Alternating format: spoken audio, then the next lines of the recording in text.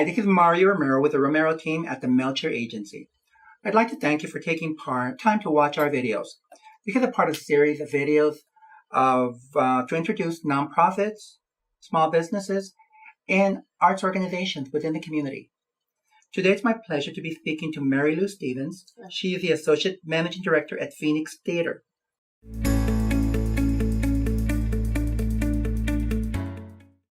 Mary Lou, tell us about yourself, your background, what you do at Phoenix Theater, and just to get to know you a little bit better. Great. Well, as you said, I'm the Associate Managing Director. I started at Phoenix Theater in 2009 as a part-time house manager. And I just did it because we moved back to the Valley. I'm a Valley native, went to Arizona State, go Sun Devils, and moved back to the Valley after living in Tucson for a bit and in Denver, and decided I wanted to get back into working after taking some time off to raise kids. And so I love the theater, have always been involved, answered an ad in the paper, went in, immediately fell in love. And the rest is history. I've kind of done a lot of the different things there: educational programming, group sales, box office, front of house. And now, as the Associate Managing Director, I'm in charge of all of our earned revenue streams. So everything from our ticket sales all the way to our marketing and to our educational programs. Now, Phoenix Theater has been in this city. Mm-hmm. Is it going to be coming up on 100 years? 100 years. In 2020, we will celebrate our 100th year anniversary. Mm-hmm. And we are the longest producing, continuously operating theater west of the Mississippi. Wow, that's a long time. It's a long time. And I understand that the campus where it is now was the old Hurd family carriage house. Correct. Okay. That's actually where they started producing shows, in the carriage house.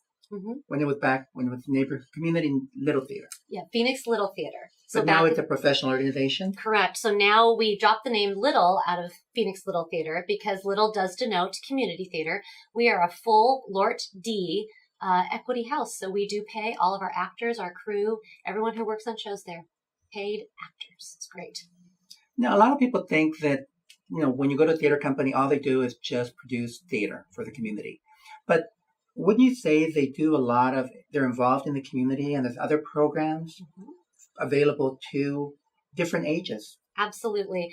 One of the things that we, as our hallmark, is our community engagement and our audience engagement. So even if you're just an audience member, we give you opportunities like a program called Date Night with a Dramaturg, where you can come in and talk to our resident dramaturg about the history of a show. Mm-hmm. Or if you're a donor with us, you get to go to something called the Artistic Directors Series, where you get to meet with our artistic director, talks about our shows. So lots of opportunities. We have a very robust summer camp program that features every program from ages 4 on up to 104. Mm-hmm. And if you think I'm kidding, we actually had a 92-year-old woman take tap classes from us one time, and she was a hoot. But yeah, it's an opportunity for the community to take part in things on their level, what they want to be involved in. So our summer camp programming goes for 8 weeks in June and July, and it gives us an opportunity to really give the community something that they're looking for, including many of the students that come to us are on scholarship. We make sure that we fund over $20,000 in scholarships every year to make sure that we reach out to those community members that may not be able to afford something like that. And how do you find those how do you reach out to those community members you're talking about?